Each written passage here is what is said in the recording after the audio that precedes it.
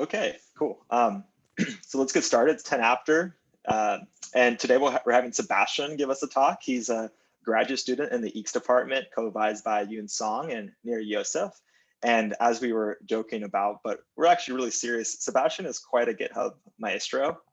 He's shaking his head. He's a little embarrassed, but I've worked with him directly on some software engineering related projects, and he's really great. Today he'll be talking to us about getting started with GitHub.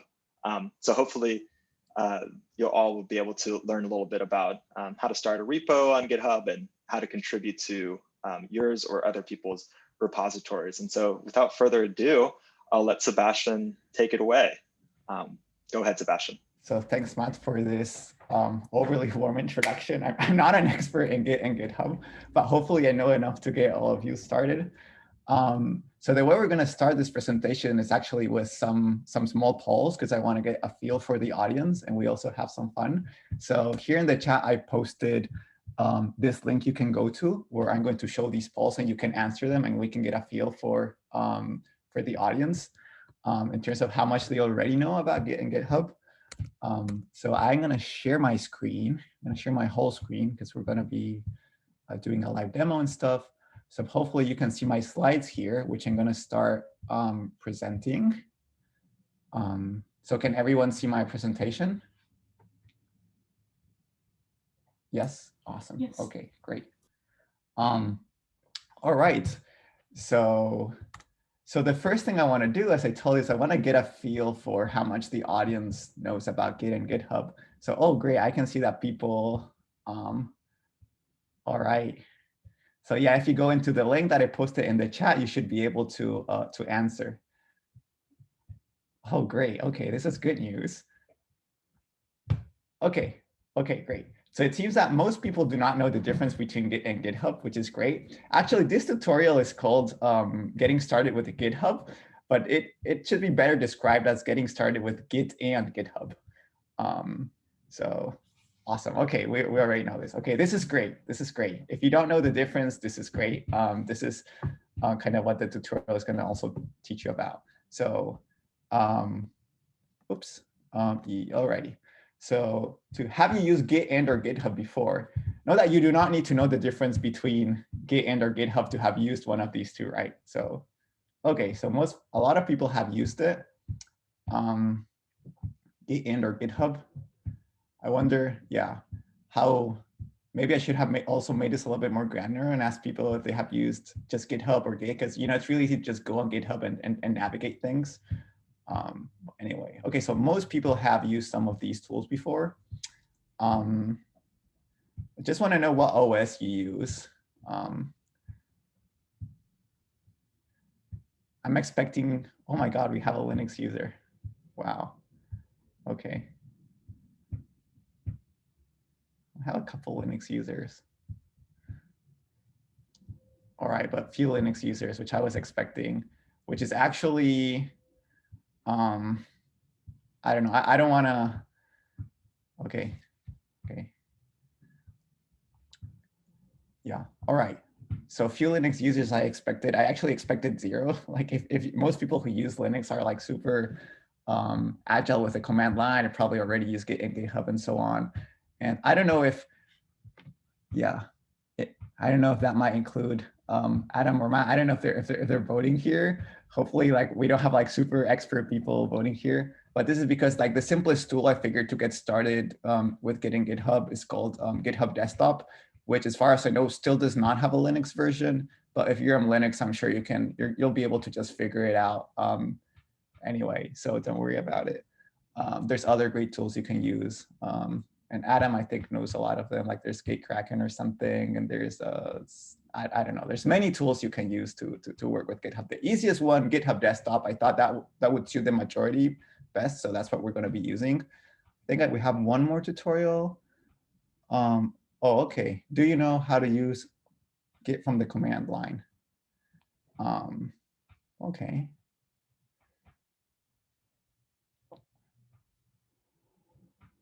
All right, so it looks like a 60-40. Cool. So hopefully, okay. So again, there's a mix of people in the audience. So some people know more, some people know less. I really want to include all the people that know less.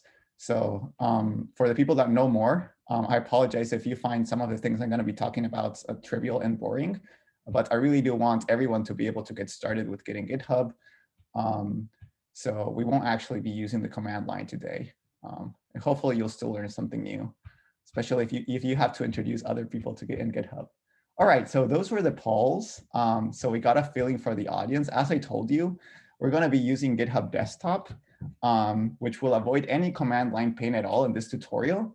Of course, there's many things you can do with Git, and once you start using it from the command line, a lot of possibilities open. But in terms of getting started, I did my research, and it looks like this is, I figured this is the best way to get started, the most pain-free way to get started. So we're going to be using GitHub Desktop. And the goals for today, the goals for this tutorial, which I briefly mentioned before we started, kind of informally, is I want to show you some of the problems that Git and GitHub solves. And I want to make you feel identified with these problems, like, oh, I've run into this before. I know how it feels. I know the issues it has. And therefore, I want you to say, yes, Git GitHub is the solution I was looking for and I didn't know about. So I want to start using it. I also want to show you that it's really, really easy to use Git and GitHub. You don't have to struggle with the command line.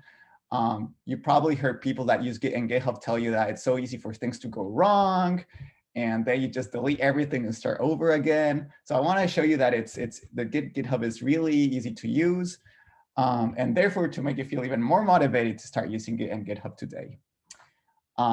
I just want to say, in terms of the approach I've taken here, I usually like to take the approach of here's a problem, how do we solve it? Then give you a solution for something.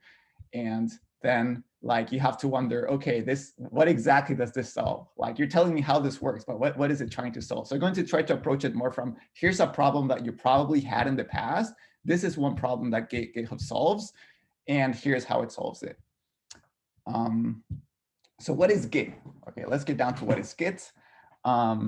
Because Git and GitHub are two different things. So I want you to understand what's the difference between Git and GitHub. So Git is a distributed version control system. It's an application you run on your computer. And really the two keywords here are version control. So what is version control? Maybe this sounds like, well, what exactly does it mean? Well, you've probably done this before. This is probably a problem you've tried to solve before, and you've done it yourself by hand. And this is what version control looks like when you try to solve it by hand. Maybe you have a file, like mydocument.txt that you're working on, and for one of many possible reasons, you want to create a new version of it. Why? Maybe you want to create a backup, right? You want to checkpoint something. You say like, oh, I really like this version. I want to create a copy so that I have it for future reference. Or maybe you wanna try something experimental. So you want to change things up a bit, see how it looks like. So you create my document version 2.txt and you work around with it and so on. And then you got, my document with revision, my document final, my document real final, final, and all these kinds of things. So that's a classical kind of version control that I've done myself many times in the past before learning about Git and GitHub. And I'm pretty sure most of you have also done this at some point of your lives. And you might have your own ways to structure your files. Maybe you're adding the date at the end of the file. You got your own little way to basically keep track of everything that's going on. And you might have gone even further. You might have said, you know what? I'm going to copy my whole project. I'm going to grab my project. I'm going to create a whole new copy just because I want to back up my whole project. And then I want to try something new. I want to try something experimental. And you end up with 10 different copies of your project. Is this on your computer right now? No, this, well, actually, yeah, the files down there, I took a snapshot, but those projects are actually empty, so they don't really have anything. Okay. But at some point in my life, you would have seen this, and you have seen much worse than this. You many different versions of different files. And this gets you somewhere. It gets you somewhere because you have your backups, you have your versions sitting around. But when you come back to this a year later, and you look at this, you say, what on earth is my document version 2? What's the difference between my document version 2 and my document.txt? What changed? Why did I even create my document version 2? How do you keep track of all these versions of these files in a way that is actually structured and you can understand what's going on? So this is the problem that Git is going to excel at. Git is going to allow you to track the version, and I'm gonna here, okay, here put the, I summarize this.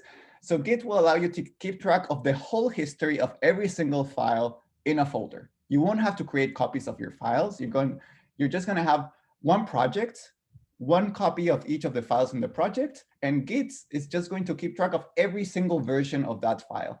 And you're going to be able to look at older versions, compare them with the present. You'll be able to tag different versions of your project. So it's going to solve this problem in a very elegant way. You don't need to create duplicates of any file at all. So it's going to allow you to seamlessly access all the versions of your files, to compare two versions of the same files. And it will allow you to also create these whole duplicate copies of your project. You know, you take your folder and you copy it. Like in the previous slide, I had project version 2, project backup. So you're going to be able to create whole new copies, whole new independent copies of your project that you can work on independently in a seamless way. And you're going to be able to compare the different versions of this project. This is what's known as a branch in GitHub. And actually, I find this notion of branch pretty hard to explain at first when I thought about it. And I realized this is actually not hard to explain. A branch is just like copy pasting your whole project, which is something we've all done. So if you ever hear about this idea of a branch in GitHub and wonder what on earth that is, because it also has to do with a tree. A tree has branches, and it is related to trees. But that's more of an implementation detail, I would say. Just think about branches, GitHub branches, as whole new independent copies of your project that you can work on whenever you want without worry of breaking another version, just like creating different copies. And the last thing I want to say about Git is that, and this might not be clear at this point, because this is not a problem we have talked a lot about, but this idea of version control is going to enable you to work with multiple collaborators without stepping on each other. So it's really going to enable collaboration. All right, so what is GitHub? We talked about Git. Git's about what's on your computer, how to track different versions of things, how to create duplicates, all in a very efficient way, basically. And what's GitHub? So GitHub is actually a company that provides internet hosting for Git repositories. So just there's other companies such as Bitbucket and I don't know what else. GitHub is just one of those companies that offers internet hosting. It's the most popular one. And what kind of problems does this solve? I'm going to show you at the high level, it solves the problem of collaboration. But let me show you a problem that you might have had, which I've certainly had, and that has probably caused you pain. And that's when, for example, a collaborator asks you for code. You know, you're talking with that collaborator and they say like, you ask them like, oh, how did you create this plot? And they send you over, their main.py file, and you try to reproduce their plot. You download their code, you try to run it, and you can't run it because they forgot to send you maybe something else, some other piece of code, or things just don't quite line up. It has to be in a specific folder, it has to be. So sharing code over email is a real pain. This is something that I've experienced. I'm sure that you probably experienced this. And so what GitHub is going to allow you to do is instead of just like sending files like crazy over email with your collaborators, all your code is going to be on GitHub in one place on the internet. And all you have to do is invite your collaborator to work on your project. And then they can just go into your repository. You can tell them, here's the version of the file that I run to create this plot. Just run this version of the project and it will reproduce this file. And they can look at the code, they can comment on the code. You know exactly what version is being referenced. When you send code through email, when I send main.py through email, how do I know 1 month later what version of main.py I sent them? So it's really hard to, because email doesn't do version control. It doesn't know the version of main.py. This is a complete mess. So I ran into this. This is a quick telltale that someone does not know about GitHub is when they send you code over email. And GitHub is really going to solve this problem and much more.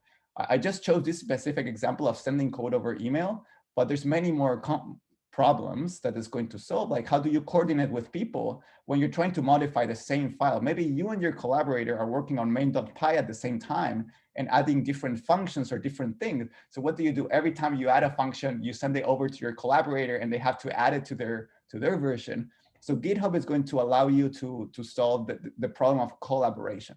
So think about GitHub as it solves the problem of collaboration when people have to collaborate and work on the same file. All right, so as I said, so GitHub is this company that provides hosting for Git repositories, and it stores your Git repositories in the cloud. So now we've gone from the computer. Usually when think of using Git, you use it on a local repository in your physical computer. That data is stored as bytes in your hard drive. But GitHub is going to store a copy of that repository in the cloud. So it's going to allow you to share your code with collaborators. GitHub is going to be the source of truth for all the projects that involve multiple collaborators. The version that's on GitHub is going to be the the source of truth for the repository. And it will allow you to synchronize your work with collaborators to what's known as a pull request, which we're going to talk about towards the end. And even just as a source of backup. The first reason to start using GitHub is simply because it allows you to back up your files. You don't need to be collaborating with people to use GitHub. I use GitHub for my personal projects just because it's backing up my projects. It's backing up my projects. And if my computer gets stolen or a meteorite falls on my computer or God knows what, then it's there on GitHub. It's safe. I don't lose anything. So it's even a source of backup. And last and probably least, unless you're getting started, it also provides a UI for using Git. So if you're new to Git and GitHub, it's actually quite convenient. Although most advanced people won't really use this GitHub UI for Git, but you can use it. It's there for you to use.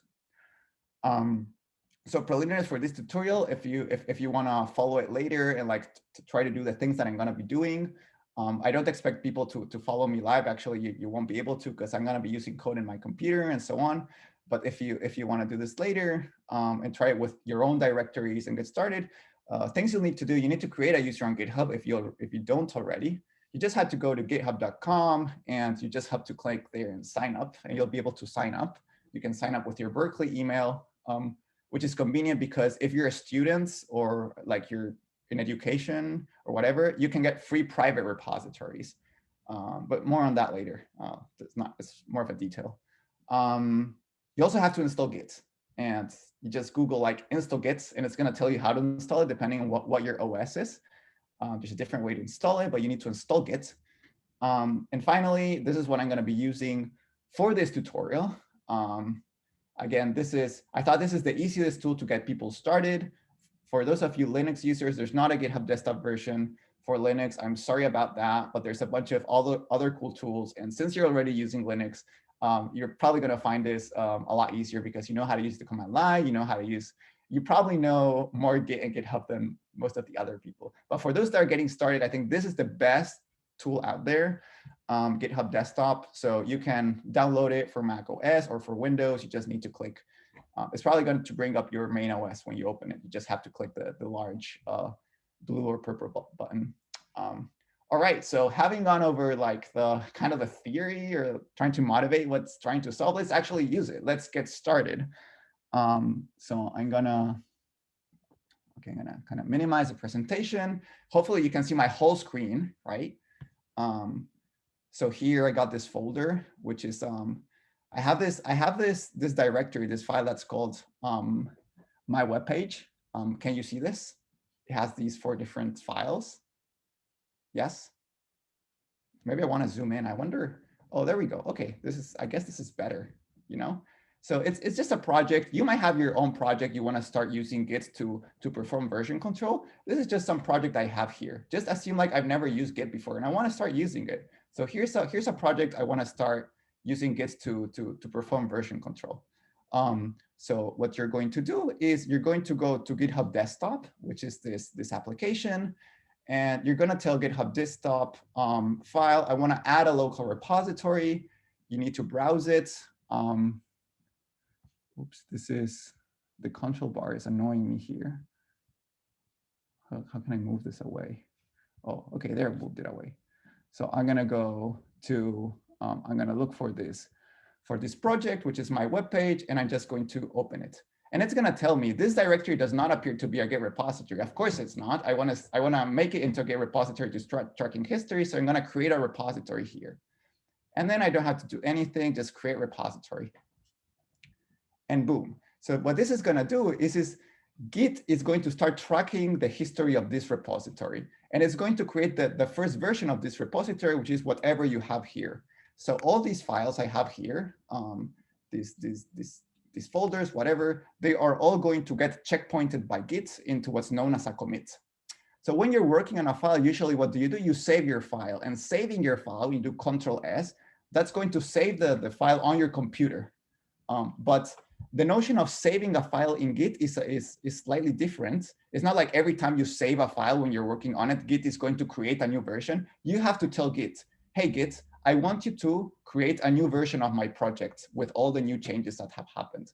And I'm going to show you how that happens now. But this notion of commits, whenever you hear about this word commit, which you might have heard already, that's the Git version of saving a file, or of saving the new state of the project, creating a new checkpoint, a new version of the project. So, okay, I've told Git to start tracking the history of this project. So let's say I'm gonna make some changes. So here I'm in my editor. I use Visual Studio Code. Whatever you're using, you can use. It doesn't matter. This is the code for my personal web page, which is just this very small minimal web page. And I think maybe in the future, there might be a tutorial on how to create these kinds of web pages, because people, I think, are interested. But anyway, so say I want to update my personal web page. I want to update it with my current research. So I'm going to say,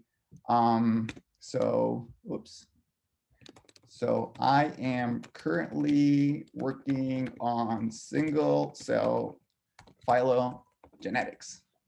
Boom, and I save my file. So now if I go to GitHub Desktop,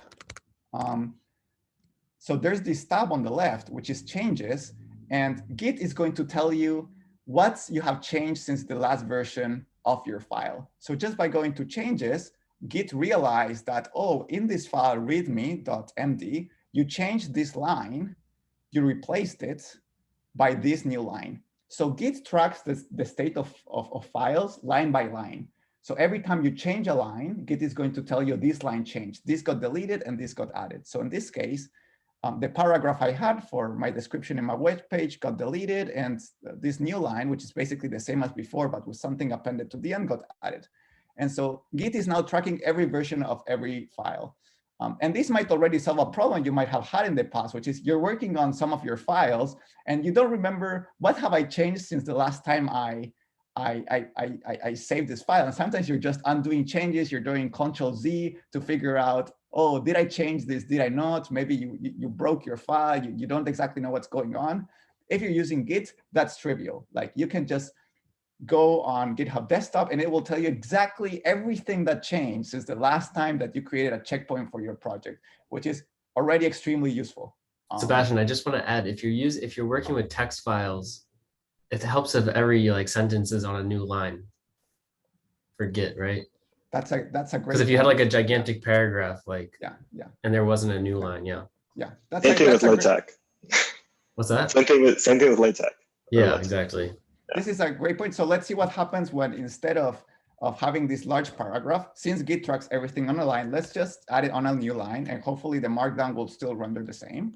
And you see now basically what happened when I go to GitHub Desktop, it realized that there's only one change, which is one line got added. So this line got added at this point in the document. So GitHub is very smart. It can realize exactly what changed and it's going to tell you. So I made this change. And I've saved this file on my computer, but as I told you, saving the file on your computer is not telling Git to create a new version of the file. You have to tell Git to create a new version of the file. And that's through what's known as a commit. So go to changes, and here you have this button, which is commit to main, that is going to create this new checkpoint of your project. And you have the option, which is usually very useful, you want to do it, to describe what change have you made in this new version. So it gives me a suggestion, update README, and what's the description of this commit? So update my research.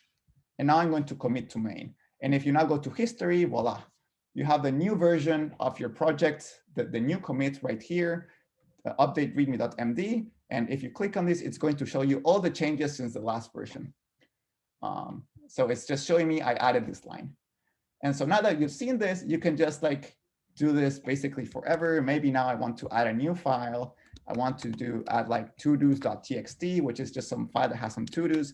Maybe I want to say, oh, I want to update my image because it's actually 4 years old. And so I go here, changes. It tells me I added this file. I want to commit it. So now I just commit it to main, and I have a new checkpoint on my project. And so it's really, really easy to create commits. And now it's really, really easy to see every single thing that you have changed as you've worked on this project. Hey, Sebastian, I might have just missed this because I was answering a question in the chat, but did you talk about how you can add a file to start editing? Someone is asking that question. Add a file to start editing.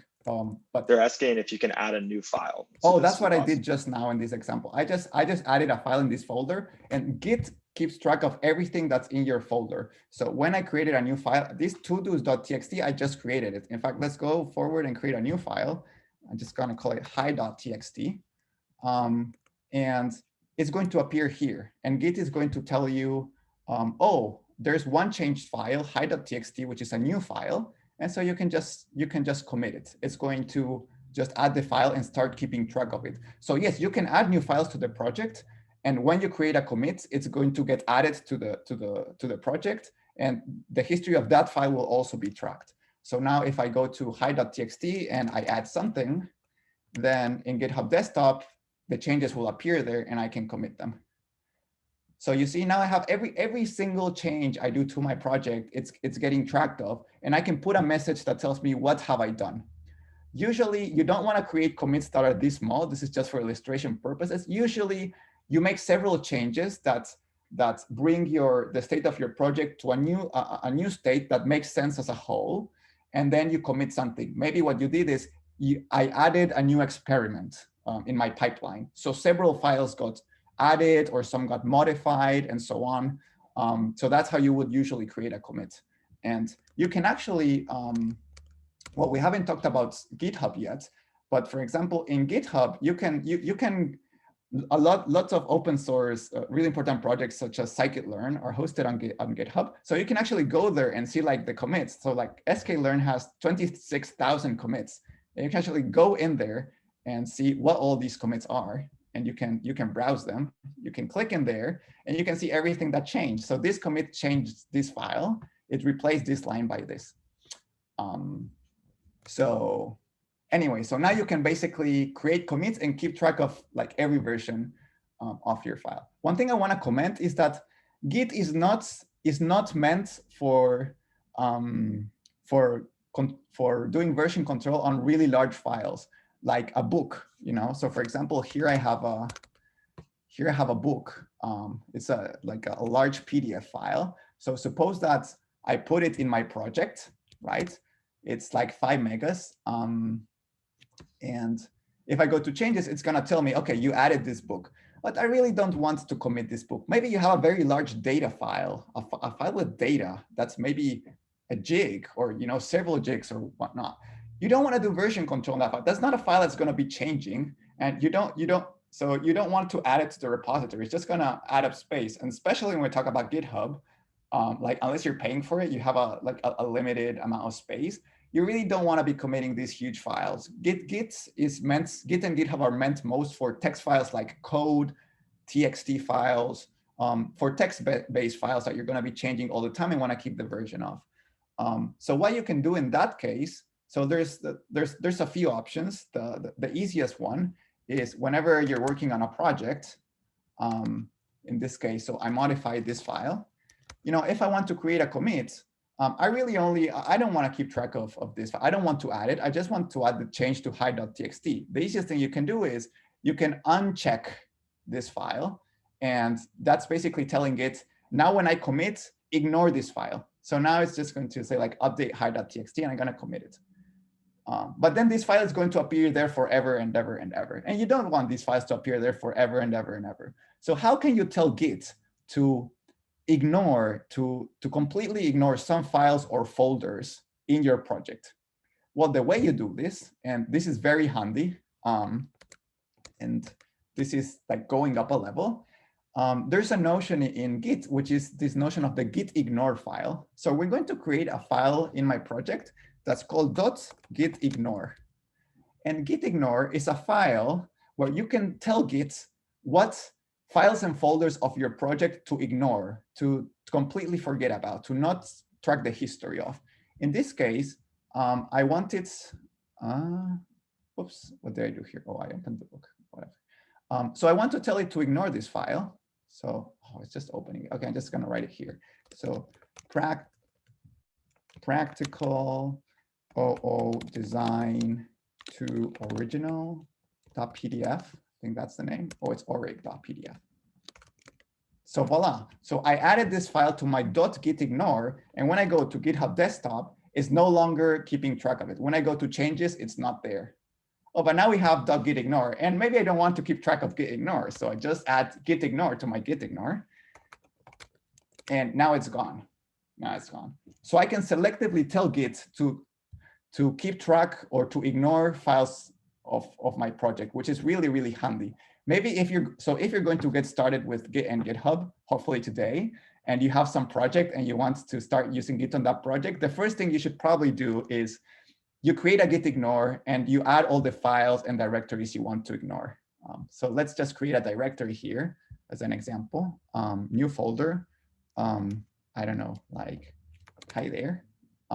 So if I go to changes, oh well, usually with directories, until you actually create a file in that directory, it's like it's empty, so Git will not like keep track of it. But let's create this directory with a file like blah blah blah.txt. So as you can see in changes, one file got changed. So Git would add this file if I don't ignore it. And let's actually, to make it more interesting, let's say that this folder has several files to make it just more annoying. So you see 2 files got added. So I can tell in my Git ignore, I can tell Git to ignore whole folders. So here we're going to ignore hi there. And boom, it's gone. So files and directories, you can tell Git to ignore. All right, so now that you've done this, you can basically keep track of all the changes of all the files in your project and see what has changed. You can actually do something interesting, which is you can actually undo a commit. So if there's any change that you're not satisfied with, you can undo it. So like you can right click on a commit, like maybe I'm not happy with my latest commit, so I can right click on it and I can revert the changes in the commit. So you see in this commit, I basically, I had added this line FDAS blah, blah, blah. Let's go to the editor. Where is it? It's here. So I can right click and revert changes in commit, and boom, now they're gone. So I can selectively, select commits and undo the change that occurred in that commit. There's more powerful ways to do this, but this is to get you started. We can't go over everything, but at least this gives you the comfort that if you make a change that you didn't like, then you can just right click on it and say like undo, just revert the changes in this commit. You can even revert a revert. So if you're not happy with that, you revert the revert and then you're back to the original. So really, this notion of reverting basically takes all the changes that happen in that commit and undoes it. I suggest you, if you're starting, maybe you want to do this only with your most recent commit. If you try to do this with older commits, it might not work for you because of the way things work. But the easiest thing is the last commit that you have done, you can freely revert it. So if you wanted to revert up to a certain version, you just go reverting back in time. So if I want to revert up to this one, I know this is, for those people that know Git, this is terrible. This is not the way you would do it. But with these basic tools, you can already see how to actually undo several commits.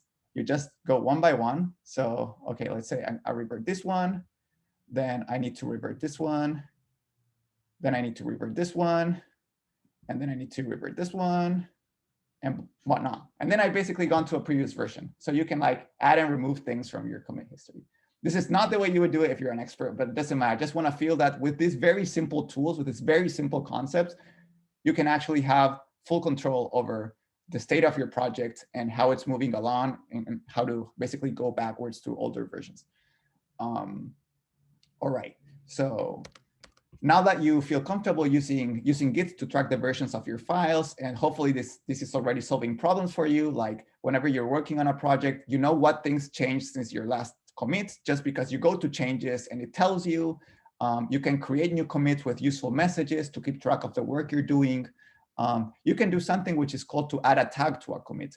So maybe, maybe this is the version I used to create a presentation that I gave at a certain place. So I can create a tag, and this is going to call like presentation at seminar X, and it creates a tag. It creates a little tag here. And now I know that whenever anyone comes to ask me 1 year later, how did you generate like the plots for this presentation? So all I have to do is I have to look at the version that that has the tag presentation for the seminar.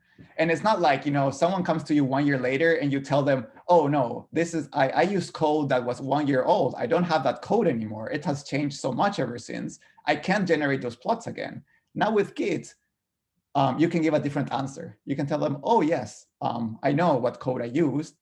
And I'm going to show you how to actually look at the whole version. So GitHub Desktop is not like super flexible, but now that we're going to use Git, you can actually go and look at the complete whole version of an older state of your project. So anyway, now let's get to GitHub. So you're able to do all these things to create new commits, keep track of the history of your project. And now the first reason to use GitHub is simply because you want to back up your project. What if your computer gets stolen? All this is on your machine. It's going to disappear forever. So what you do is you go to publish repository. And you can just say, yes, publish repository. And I'm going to say, keep this code private, which means that only when I'm signed in, I can only look at this thing, because maybe it has more sensitive information. You're working on research. You don't want other people to be able to peep at your code and so on. So I'm just going to publish to GitHub as private code. So boom. Now if I go, OK, sweet. Now if I go to GitHub, and if I go to my repositories, I have my web page and it's here. And the same things you can do in GitHub Desktop, basically you can do on Git and more in Git. Sorry, and more in GitHub. But you can see here I have all my files. I have the commits, 12 commits. I can look at the commits. It's exactly the same thing that you already saw on GitHub Desktop. So there's nothing really new here. If you click on something, you can see the changes. So awesome. Basically, now you've got all your things backed up. Now, this is not like Dropbox. I think like in Dropbox, whenever you save a file, or modify a file, it creates a new version and it syncs it to GitHub. Like, no, you have to explicitly tell GitHub to Git and GitHub to update your version on GitHub to match the one on your computer. So if I now go on my computer and I change something, like I add something here and I commit this change, then you're not going to see it on GitHub. You're not going to see this. Like this commit is not here. This 13th commit is not here. You have to do what's known as a push. You have to push to origin, which is a weird way of basically saying, like, synchronize my version of this repository on GitHub with my local version. So I push it, and now, bam! Now it's synced. So you're going to basically be doing this. You're going to be working locally, and then you're just going to push to origin, which means you're going to synchronize your version on GitHub with your version on your local machine. So awesome. Now you can also back up your stuff on GitHub. You can even create commits on GitHub. Like if I go here, I can click on a file, and I can click on this like pen thing to edit the file, and I can modify it on GitHub. And I can, once you just like save it, it's going to tell you, you can create a commit, and then you can just commit it. And so basically the same things that you can do on GitHub Desktop, you can do also on Git. You can create these new commits. But again, this is going to update the version of your repository on GitHub, not locally. So now what you want to do is, now that you've created this new commit, this is the 14th commit, you won't see it on your machine because it's two different versions that you need to keep synchronized. You won't see it here. You can fetch origin, which is just a weird way of saying synchronize my local version, update it to look as my GitHub version. So I can fetch origin, and then, well, sorry, fetch and now pull. Sorry, you have to do the two things. Don't worry about it. Pull. So now when you pull, now you get the commit that you had on GitHub. So this way you can keep synchronized your local version with your GitHub version. All right. So now in these, I think, last 10 minutes, because it's an hour-long presentation, so we're going to talk about actually collaboration. So how does all of this enable you to collaborate with people? So the first thing, of course, is if someone asks you for code, you can, first of all, you can make them a collaborator. I think if you go to settings and you go to, where is this? I think it's manage access. Oh, manage access. I could be wrong. Right. Or Manage security access. analysis. Oh, I have to put my password. People see this? Sorry. Oh, it's okay. So I think it's, oops. Hopefully this will work. Okay. So you can manage access and you can invite a collaborator. So I don't know, can I add Matt? What's your Matt Jones? 315. Matt Jones, ES. Jones 315. 315. Yeah, there you go. There. So I can add Matt to this repository. I can add him. And I can also, well, he has to accept my invitation, but I can also just allow him to only be able to look at my files, to not be able to modify them, for example. So if a collaborator wants to be able to look at the code, but I don't want him to like be able to modify it, I can add him and I can just give him reading permissions. And if I want him to be able to modify the code, I can give him writing permissions. So let's say that now you want to start, actually, you know what? There's one thing I haven't shown you, which I promise you, which is that you can look at older versions of your project. So what you do is you can go to an older commit on GitHub, like this one, and then you can just browse files.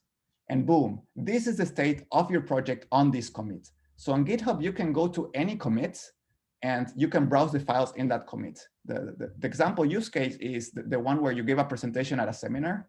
So for some reason, I don't see my tag here. I think, I don't know if you have to push the tag too. Okay, at this point, this part is improvised, but don't worry, that doesn't really matter. You can go to any commit like this one, and you can just browse the files, and there you go. You have the state of that project on that day. So if a collaborator asks you, or someone in your audience asks you, or whatever, 1 year later, hey, what's the code you used to generate these plots in this presentation? Because I want to reproduce them. Then you just have to go on GitHub. You just have to look for the commit from that date, and then you just share it with them. It's like, oh yes, this commit. You can just copy the URL and just share it with them. So no more emailing code, no more saying, no, this code is 1 year old, I don't have it anymore. No more excuses, you have it, it's there on GitHub, you just have to go to that version and you share that version. So now let's talk about collaboration at the end, which is what happens when you and several people want to be able to work on these same projects and modify files at the same time. So how on earth do you do that? So I just want to show the figure here. Okay, so this is what it's going to look like. Now, hopefully you can understand this figure. What we have here is down here we have a local repository. This was me all this time editing these files locally and using Git to track their version. And then up here we have version, which is the remote repository. It's the same copy, and I'm taking care of keeping them in sync by pushing and pulling. So by pushing and pulling, I keep them synchronized. But what happens when there's another collaborator? Well, the same model applies. So basically, they are going to have their local version of these projects, and they're going to modify things locally and push them. So how do you do that? So if you have a repository on GitHub, like you started this repository using GitHub Desktop, there's many ways to start a repository. And another way to start a repository is by cloning it. So to clone a repository, you can even just clone it to GitHub Desktop. Like you click here, and you can say open with GitHub Desktop. So your collaborator just needs to go to code and open with GitHub Desktop. And basically, it's going to clone the repository and they can start working on it. Since I already have a clone, it's just going to open this. But in this case, it's gonna download it to some place on their computer they want, and they can start working on it. So now they and us are the same thing. They can do exactly the same things of us. There's no such thing as I was the first one that created this repository. I can only do changes. Now we are all the same. So whatever I can do, they can do. They can create commits and they can push. So one thing that's going to happen, for example, is I'm going to make a change. I just want to make sure that this is all synced. So I'm going to make some change in my project, like in this text file, hi.txt, I'm going to add, I'm going to add like yay, right? And I'm going to commit it. We already know how to do this. And maybe in the meantime, my collaborator who was here also modified this file and pushed it before me. So if we go to hi.txt, we're going to simulate my collaborator making a change, which I know I can do on GitHub. I'm going to edit this file and I'm going to say woohoo. And so I'm going to commit these changes. So what happened now? So what happened is basically, so the version of this repository on GitHub has this commit from my collaborator, which I don't have. But also locally, I have a commit, which GitHub does not have. So basically now that the two versions went out of sync and it's not clear how to reconcile them, we both added a line at the end. So let's see what happens. So now if I try to push origin, we're going to have an issue. Newer commits on remote. So what happened is your collaborator created a change. And so desktop is unable to push commits to this branch because there are commits on the remote. There is these new versions that are not present on your local branch. You don't have these changes. So what it's going to tell you is fetch these changes first, fetch these commits, fetch these changes, and incorporate them into your local version. And then you can push again. So here we're just going to fetch. And we're gonna pull origin. So now we're going to download it. Remember, it's like fetch and pull. It doesn't matter. You just do the two. That's gonna bring down the changes. And look at what happened. So now we have what's known as a merge conflict, which is the first thing that's gonna happen, which is when you start working with collaborators. They did changes, you did changes in parallel. And so now it's unclear how to reconcile changes to the same file. Sometimes it's easy. GitHub is smart. And when you modify different versions of the same file, it realizes this. And so you won't have conflicts. But here we added a line at the exact same place in a file, and GitHub does not know what to do with this. So this gives me the possibility of basically deciding what I want to do with this conflict. So I can open the Visual Studio Code and look at what happened. So here we have my change and their change, and I get to decide what to do with this. And I can do whatever I want, actually. So I'm just going to accept both changes, and I decide that the correct version of this is woohoo should be first, and yai should go second, and they should have a line in the middle. So now I'm going to save this file, and I go to GitHub Desktop, and it tells me like, oh, great, no conflicts remaining. You fixed all your conflicts. I'm going to commit this. And what happens if I go to the history? Look, we have the two commits, the one that I created, which added yay, the one that they created that added woohoo. They act on the same file. They're in conflict, but a third commit got created, which resolves that conflict. So this is what's called as a, this is the merge commits, basically. So the merge commit is going to take any conflicting changes that were on your machine and on GitHub, and it's going to manually decide exactly what to do about them. So here in the history, you can still see these changes. And if you go to the exact versions of these files on GitHub, you're only going to see like those changes. But now you have reconciled them. Now there's no longer any conflict. Now your version locally and your version on GitHub is the same. And now you tell your collaborator just pull, just fetch and pull, and they're going to have this version. And now you're both on sync again. So I think we have 1 more minute left, and I want to talk about PRs. Usually the way you work on a project is not like this. Like you're going to be conflicting all the time if you do this. What you want to do is you basically want to work on a copy of the project. You don't always want to be, it's like working on the same folder. When I showed you this slide back here, I showed you that we have this, we can create different copies. So the way it's going to work is you're going to create a branch.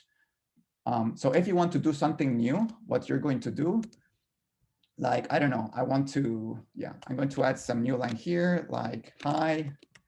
And now here in GitHub Desktop, I have these changes, but I'm actually going to create a new branch. I'm going to create a duplicate of the project, which is going to have these new changes. So I am just like copy pasting my whole directory.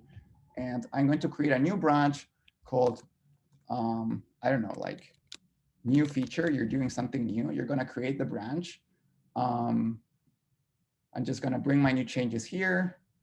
And so here I got my new changes. I'm on a new branch. You see I have 2 branches, main and new. And now I'm just going to commit my changes to new feature. So I'm basically now working on a different copy of my project. So I had project, and now I have my new version, basically. And so any changes I do to this new feature only happen on new feature. If I want to change folders, I want to go to my new folder. I just click on the branch and go to main. And the new changes are not going to be there. You see, we have the merge here.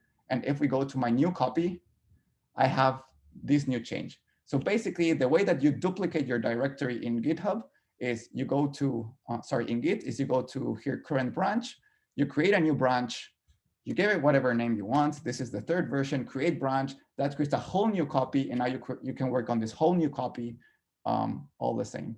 And you can do the same things you can do with your main branch. There's no difference. You can publish the branch. So I can publish this branch.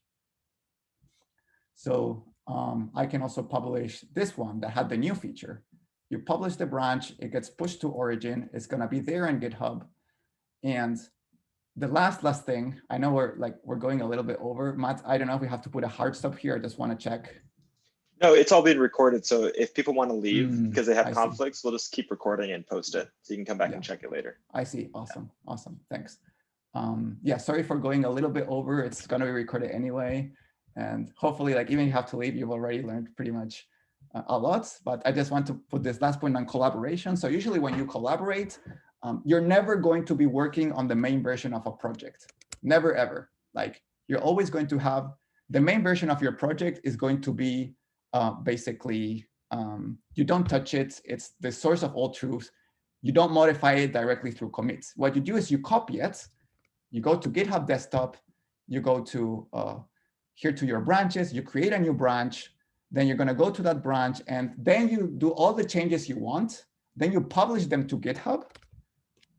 So if we go to GitHub, go to my repository, GitHub realizes that you're pushing a new branch, and it's going to give you the option of doing something that's known as compare and pull request. And this is really the key. This is the way collaboration works, is through pull request.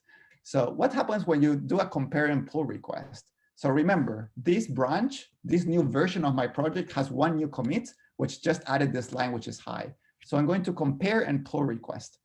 And what this is going to do is this is going to compare 2 versions of the project. So it's going to compare 2 folders, basically, with our folder analogy. It's going to compare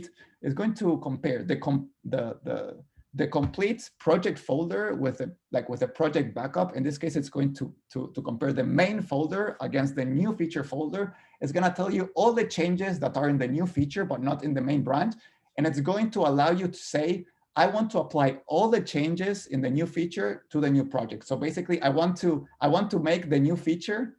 I want to make my main folder become the new feature. So all the changes get applied to the main folder. And that's the way you modify your project. The only way you modify your project when you're collaborating is by creating a pull request and merging in the pull request. So here we open the pull request. Sorry, we're going to go back here. It's going to show you all the changes. Actually, it seems like there's 2 changes here. I don't know why. Whatever. And so here you can create. It's going to create a new commit. Remember, we had this merge commit when we resolved the conflict. It's basically the same kind of commit. It's a merge commit. And so it's going to compare this folder, the new feature folder, the new feature branch in our analogy, with the main folder or the main branch. And it's going to apply all the changes in the new folder to the main folder. So here I'm going to just merge my feature, whatever. Here, basically, this is the description of the pull request. So let's, usually you would put something informative here, like I coded up a new experiment. Here it is.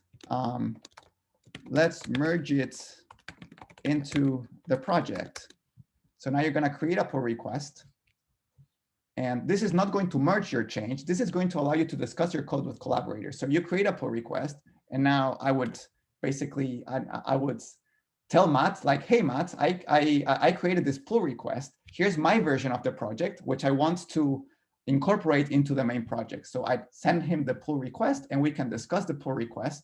Maybe Matt goes here. You can go into the files that change and you can add comments like, I don't think this is right. And he can add a single comment and we can discuss code on GitHub. So when you open a pull request, you can go to the files that changed, you can add comments, and this is going to create a conversation. So Matt, like, I can reply here, like, yeah, you're right.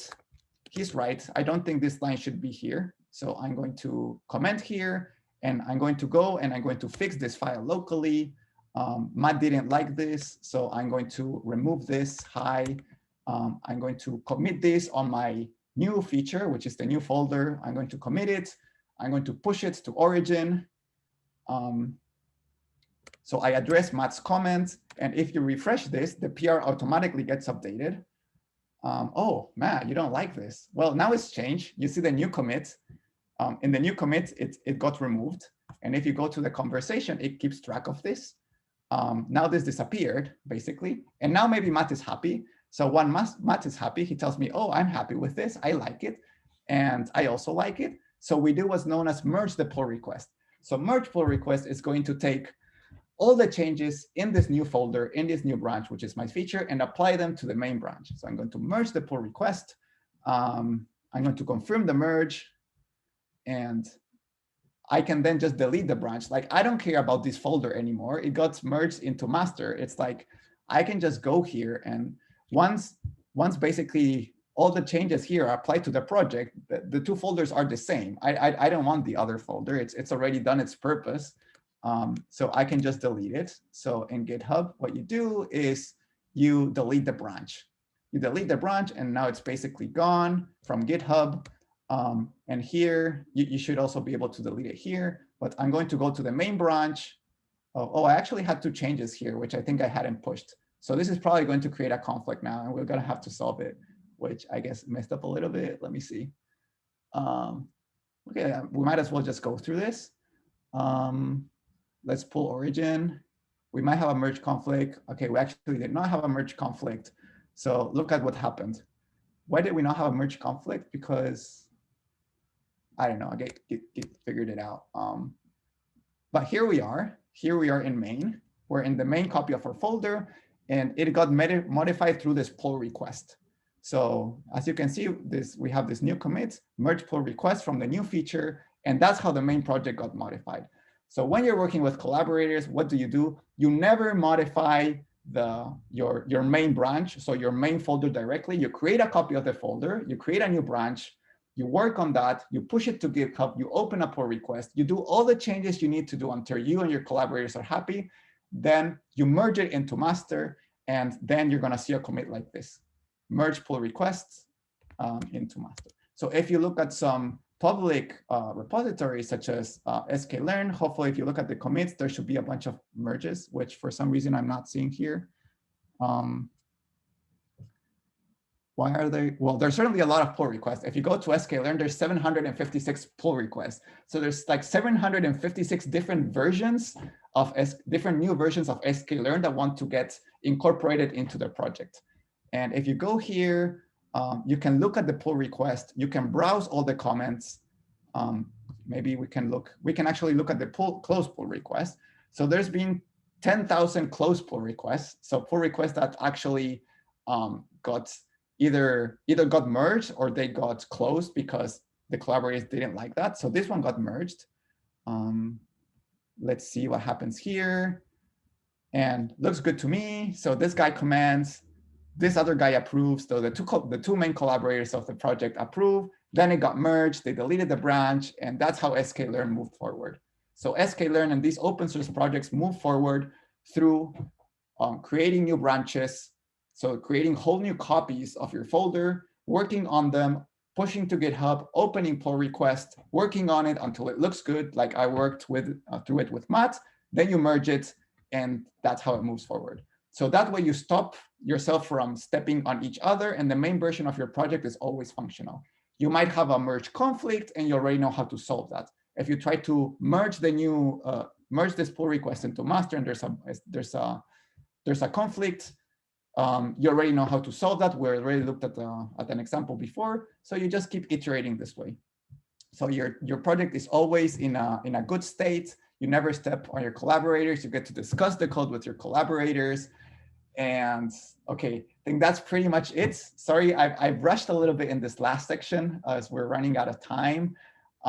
Anyway, I know it's recorded anyway, but hopefully you've been able to see how we can build up from the very, very basics and hopefully motivate it on problems that you had, all the way up to how to actually work with collaborators and keep your project nice and clean and working by leveraging GitHub. So I'll stop here. If people have any questions, they can ask now, or they can also just reach out to me. Whatever, I'm happy to help anyone with this. I think really learning to use Git and GitHub is a turning point in productivity and in collaboration and so on. So I hope that you'll able to start using it yourself, and I hope that this was useful. That was awesome, Sebastian. Thank you so much. That was very, very informative. I use it every day and I learned a lot. We have 2 questions. I think one of them was already answered in the chat, but the first question is, if you have time, what's the difference between forking and duplicating a repository? Could you talk about that a little bit? Forking and duplicating. I mean, I'm assuming cloning or like creating a branch on a repository was different than that in forking. So usually forking is yeah,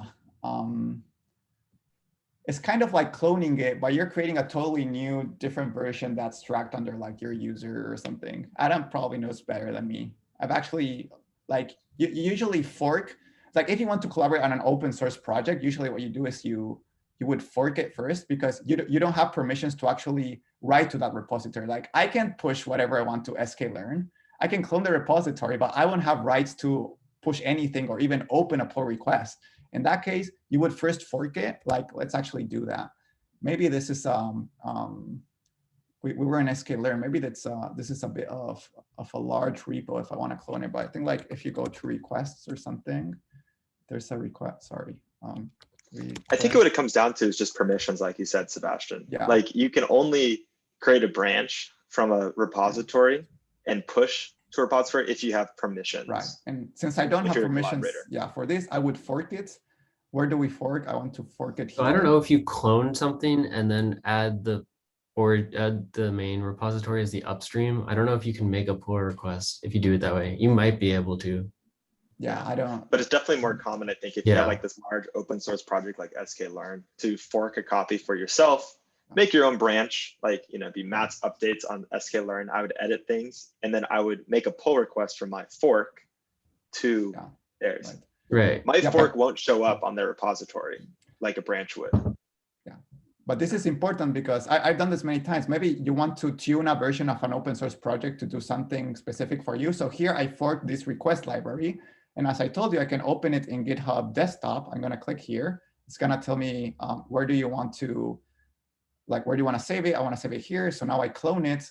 And now here it is on my computer. How are you planning to use this fork? For my own purposes, I guess you can, here's where the details come in. We'll help you contribute to this repository. I guess if you just want to work on it to create your copy, I'm going to use for my own purposes. Here now I just have the whole history, and I can go and do whatever I want and push it, and it's going to get pushed to my personal GitHub. And the people that work on the request library, they won't see anything. It's here on requests. Yeah, forked from here, and it's going to be here. So anything that I could do with, with my personal project, I can fork an open source project and just work on it. And oh, sorry, I'm not sharing my screen, so people didn't see any of that I did. I'm so sorry. I'm so sorry, but yeah, you can actually let me share my screen, because maybe. So all that I did is, so I went here to this open source project, which is requests. I went to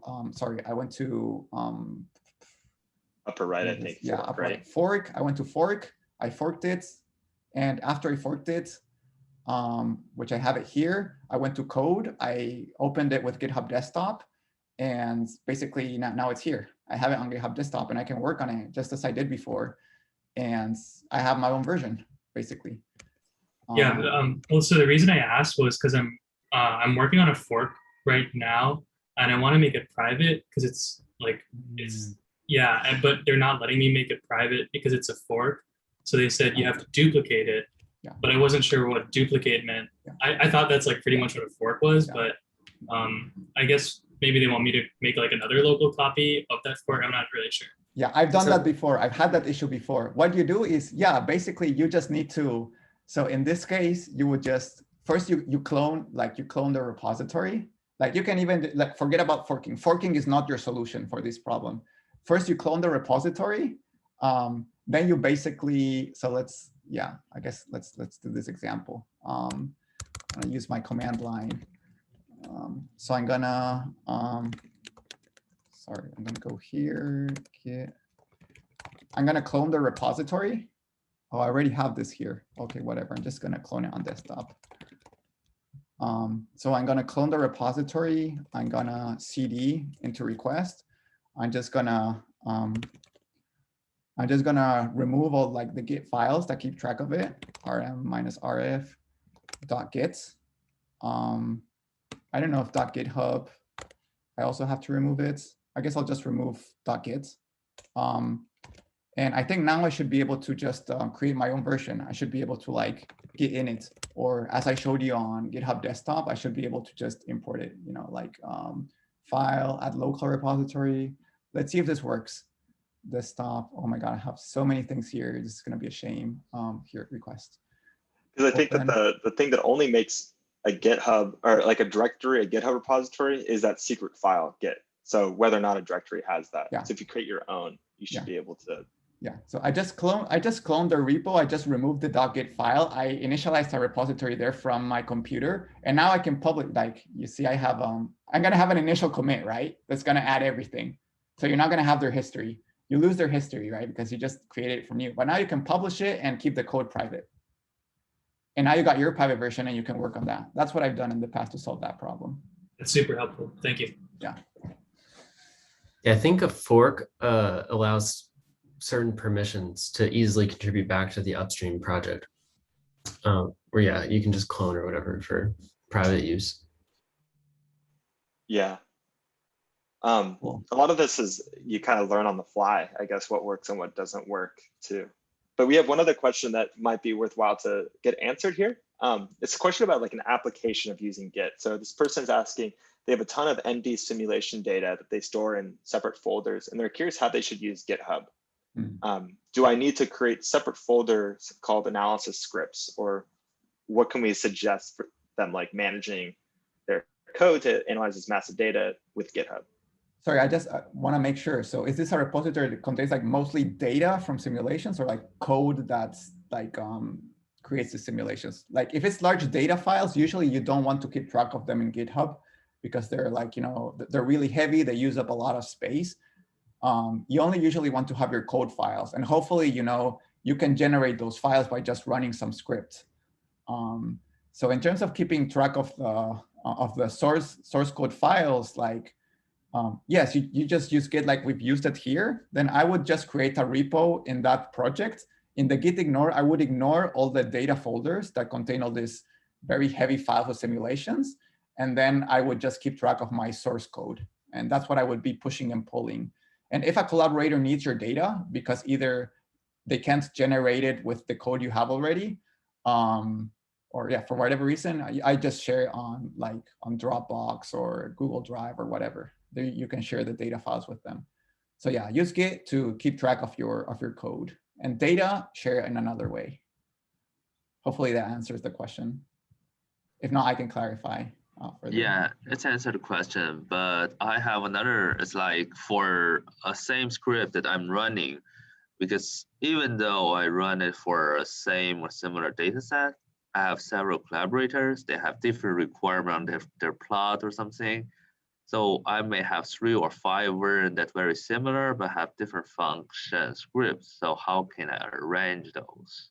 Oh, so it's like 5 different versions of the same script, but different versions in the sense that they try to solve the same problem, but they have different small little details. If yes. That's right. I see. yeah, you probably want to just create, like, have different versions of those. Sorry, you want to have like, instead of having one file with different versions, like it wouldn't be suited for this kind of version control. You'd have to do this more manual kind of thing that I showed before, where I guess you would have like, your version for, for working with R data, for working with, whatever. I don't know what your different versions are, but you would keep track of those separately.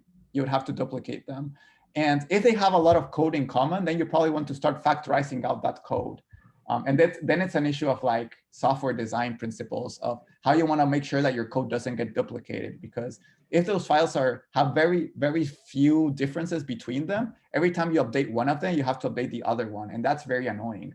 So in this case, then it's a question of software design. You want to take that part of the code that's shared and move it out to a separate file that is common and that you're going to keep track with GitHub too. And then you're going to import code into these other 3 little scripts that are going to be very, very skinny, and they're just going to take care of the little details between the different use cases you have, if that makes sense. Yeah. Thank you. It's very helpful. Sure.